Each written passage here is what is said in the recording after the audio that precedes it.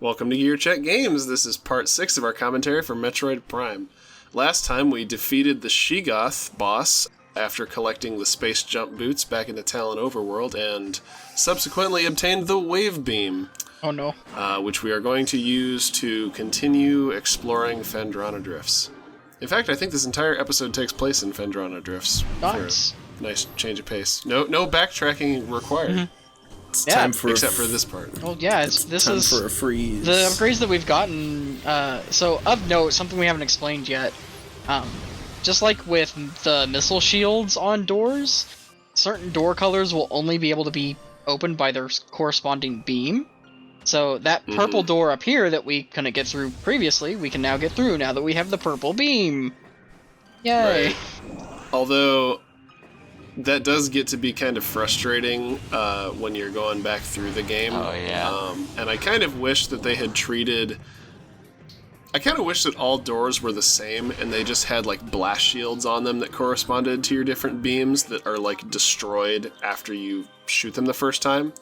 Because in the more, like, enemy-heavy areas of the game, it can be a little frustrating when you don't have, like, just the right beam, and you then have to, like, wait for the door to load while all of these enemies are, like, assaulting you from behind, and it's just like... Well, if it means anything, Joe, they do eventually learn that lesson, because that's how it is in Samus Returns. Thank God.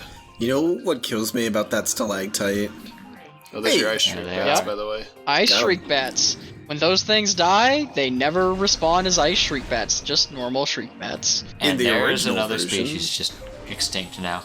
Yeah. Well, again, I'm not sure whether or not the trilogy version fixes it, because it could. Also, that was a very smooth missile, Joe. Thank you. I aim to please. Like, I'm not sure if the trilogy version fixes that. We'll have to see the next time they come through. Well, not that I imagine that you actually scan them the next time through as well. But, yeah, GameCube version, those 4 Shriek Bats there are the only 4 copies of that enemy. And they disappear after they die. And they're a suicide enemy. Because, you know, why would we make this easy for you? I just keep thinking how those beetles in the hallway would kill you on hard mode. Mm-hmm. I don't know if I've mentioned that before on this Once or playthrough, twice. but it just makes me so nervous running into the beetles. Well, just because in hard mode everything deals like twice as much damage, right? Yeah. So yeah, those beetles will chip away at you if you're not careful. Also, this is one of the more annoying rooms we've been to thus far. I was gonna say in the game, but then I remembered, oh yeah, it's Metroid Prime. This is like not even half of like the worst of what's waiting for us. But we've got this whole I think what irks me about this room is that no matter what you do, if you want to get the energy tank here, you have to like watch this cutscene and raise the water twice.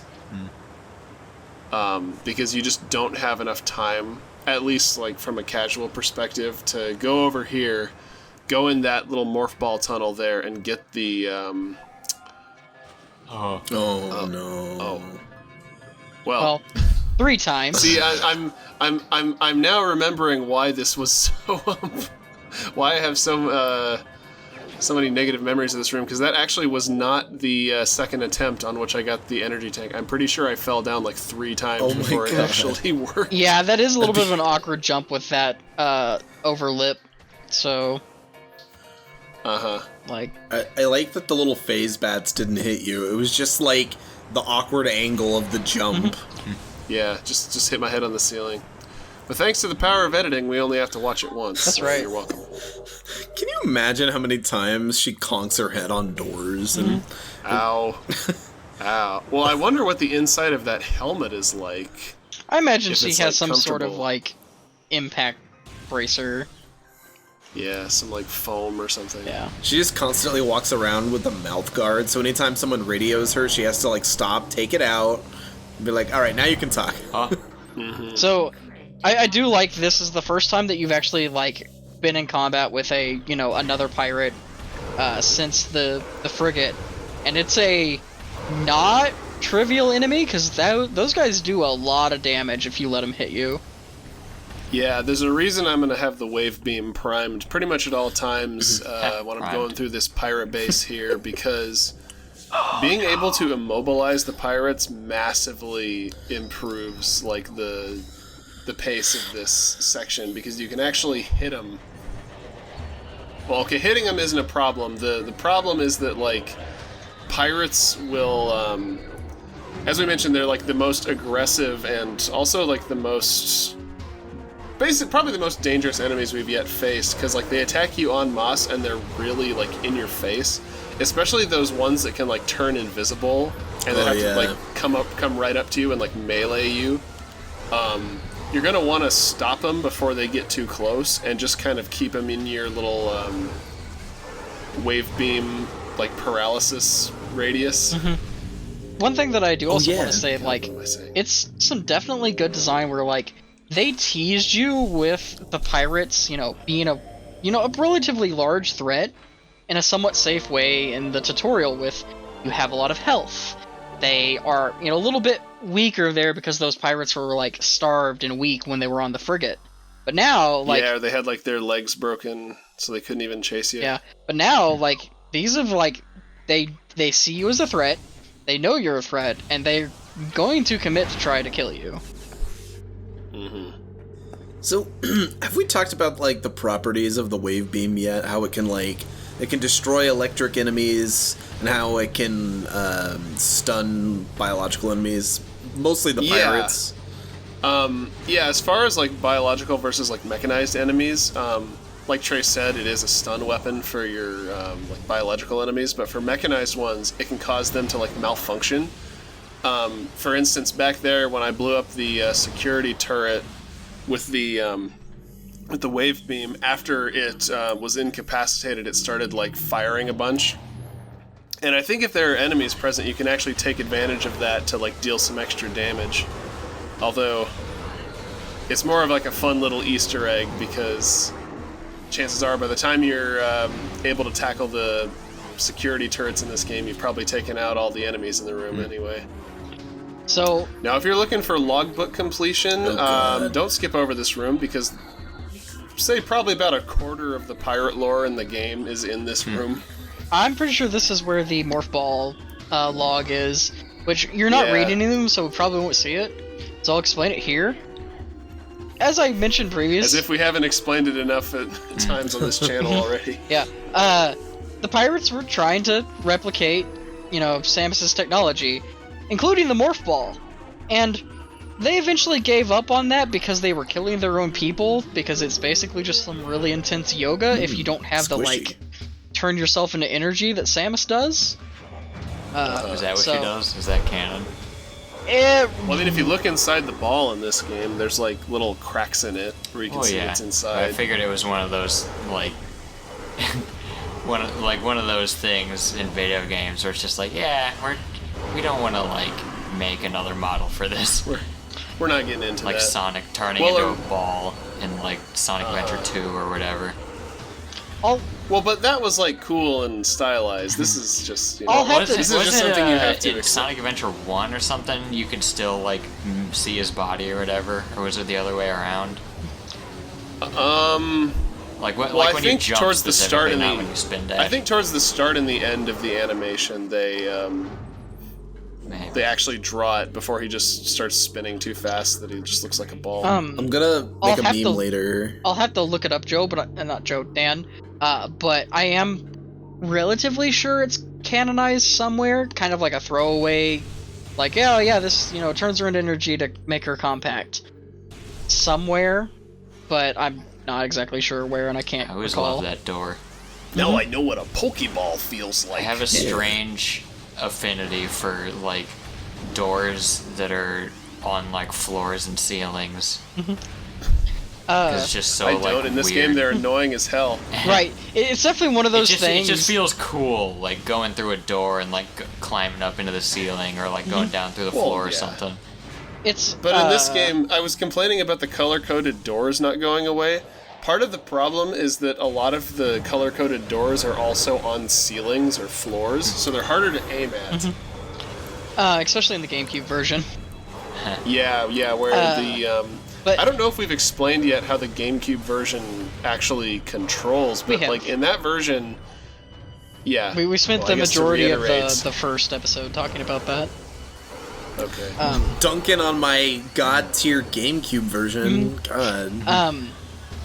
But one thing I want to mention before we get too far from it, with those vertical doors and doors on the floor, it's definitely a holdover from the 2D ones where those just made more sense. Yeah. And so I'm personally glad that they brought them back. I think they're funny and nifty. They're funny. But I can definitely see how they can be very annoying. Now that being said, this is actually probably one of my favorite rooms in the game. Oh yeah, this is a great room 'cause it- once you get it all up and running. Yeah, because like there's just so much that goes into this that's like, hey, we're gonna want you to tie together all the pieces that you've known up to this point. Like, it was one of the first ones, like, again, me doing this as a kid, like, first very like non-trivial, like, going through the motions puzzles. Like, this is one of the first, like, like, okay, you're gonna need to really work at this for a bit. Figure out how to platform around to each of these different areas to get to each of these bomb bits, and then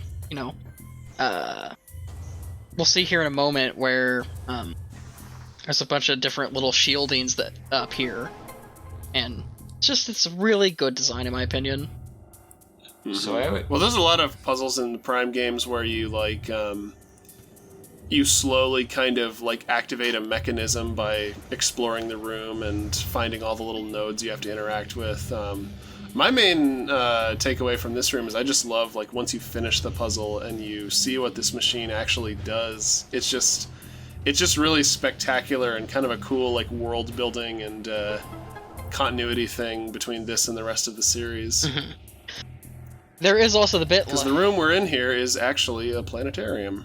And those planets, at least one of them anyway, or two of them actually, are planets referenced in or where the other Metroid games take place. Yep. Yeah. This is also, alluding to things, that tie into Super. All of the Metroids are supposed to be dead, but this is a Metroid game. it's Zeebs. Additionally, I'm sorry, more- Zeebies. It's my favorite cereal. there were stasis pods, almost like little like glass lab pods, in an earlier room, and it isn't exactly clear what those are for, but they're supposed to be evocative of the containers that hold Metroids in the other games, notably Super. So it's kind of got hinting this- that hey, the Metroids aren't like they're coming back in this game. Shocker. Yeah. We're back. A Metroid Okay. story. I can't wait for that one. With Yeah, John Goodman as Samus Aran. That's right. You mean John Goodwoman? Yes. It's just John Goodman doing like a falsetto voice. Jane Goodwoman. Okay. That Wait, works. you didn't scan all the planets. Well, only two of them go in your logbook, and I actually made a mistake there. I thought SR-388 was also one of the planets, but it is not. SR-388 is in a So- different system, SR-388's technically an asteroid. technically. Really? Yeah, it's a large asteroid-style planet. Is it really? I had no Yeah, idea. Pushes up SR glasses. stands for asteroid. At least I believe. Call yourself a Metroid nerd? Erroneously, it seems. You mean air? Oh boy, more space pirates, but now we got the super missile. Oh yeah. Actually, no. I think we're getting a little ahead of ourselves, Trey. It is actually a planet. Huh. What? Yep. The I guy thought it was just an went asteroid. No, I think there's an asteroid related to it. Is my fake facetiousness going to nothing? Also, we got the super missiles. Yes, He one thought of he the escaped. most like excessive and wasteful items in the game, but also one of the most satisfying to use. Like, if you see me using a super missile on an enemy, it's because I just am done and don't want to be bothered. Yep. Yeah. Like these guys, some of the most annoying. These are the first times you'll face them, and they kind of like assaulted you. They were teased earlier when we got to the downed frigate. This is the first time you actually have to fight them. They're not. Yeah. I'm about to say they're Please tell not me you're gonna fun. do it. They're definitely a fun enemy, but oh, they're annoying. Well, they're annoying because they always, after a certain point in the game, they start sticking them in like every other room. Magmore And, Caverns. if you don't fight them, they're gonna be pelting you with bullets, like as you're trying to just get where you're going. If you do try to fight them, most of your weapons can take them out with like a couple of charge shots or like one super missile. But the problem is if they're too far away from you, or if you catch them at the wrong time during their animations, they'll just dodge out of the way, and like you'll be out 5 super missiles because you just like were impatient, I guess. Yep. And here it is. This is the first Metroid that you see.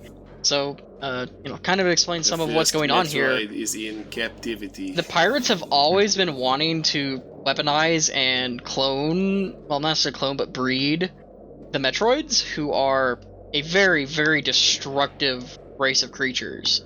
And species. Yeah. And of note, there's something different about this one that we haven't seen in other games. Yeah, he's pathetically easy. Well, we've seen that before. For one thing, we can damage him with weapons that aren't the ice beam and missiles. Right. And, like... Second of all, once we get the ice beam, he only takes 1 missile to dispatch, so... Yeah, they're kind of a joke once you get the ice beam. Yeah. Yeah, I think part of this game's, like... I guess it's... story? Question mark? Was just the idea of... Like, in the original Metroid, like, the Metroids were, like, the big threat, but, like... The threat in this game is even more deadlier. Yeah, I think it's less, Metroids. like...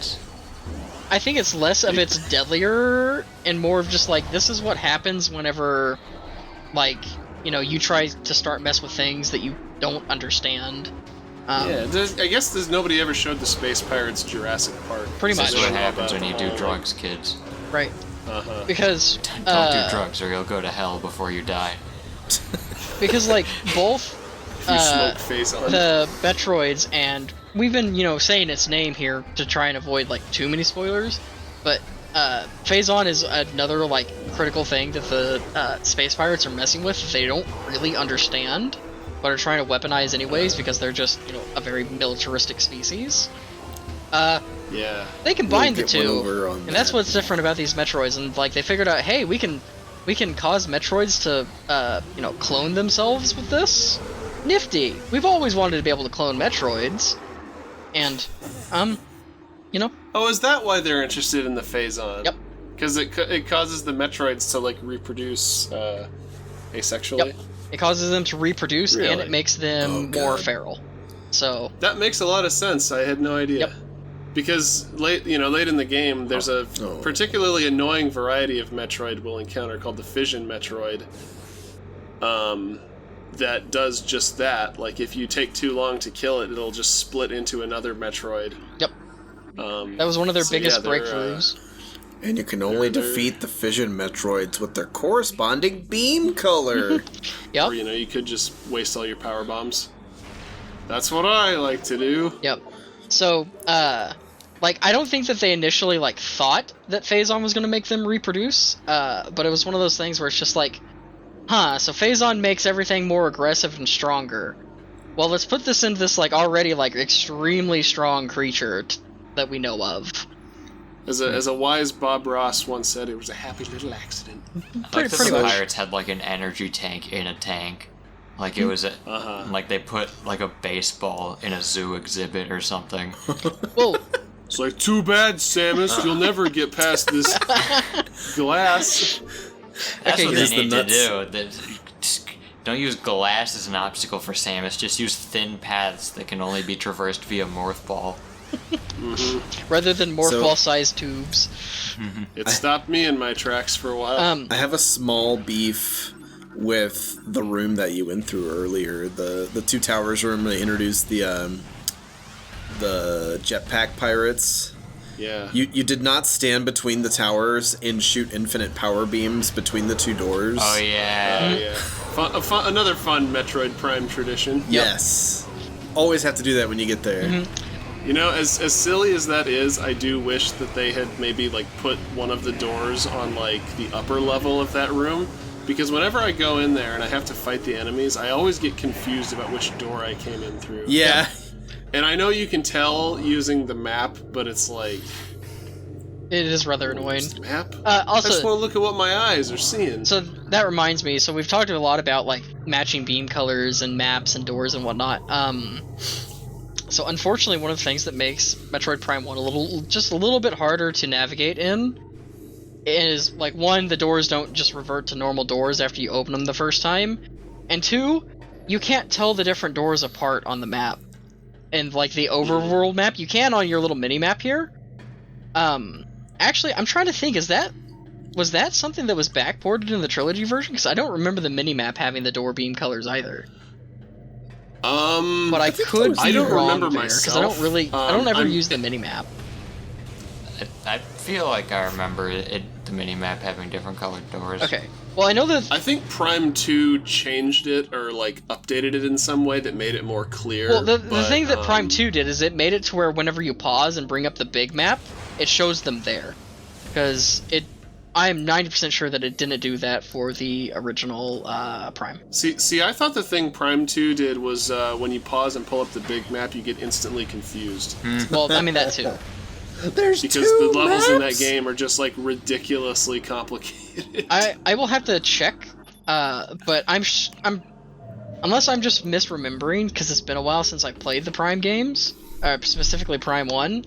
I'm pretty sure that there is just some place where they just don't show the door colors where they really should, and it just makes navigation awful. We finally unlocked Samus' sunglasses. That's right. We're getting ever closer to the skateboard power-up. She just wears them on top of her helmet. Guys, we've got Gucci Vision. That's right. So this is... Yeah, before long we'll have our sunglasses, we'll have our skateboard, we'll have like a Hawaiian shirt. Backwards ball cap, can't forget that. But, Sideways ball cap. Sideways. Samus in a That's the Hawaiian only shirt. for something I love that image. slightly more topical, this next room, and like what happens to this room after you get the thermal visor, definitely one of my faves, so definitely looking forward to the next episode. Yeah. So check it out. Yeah. Eventually. Bye, guys. Bye. Boy.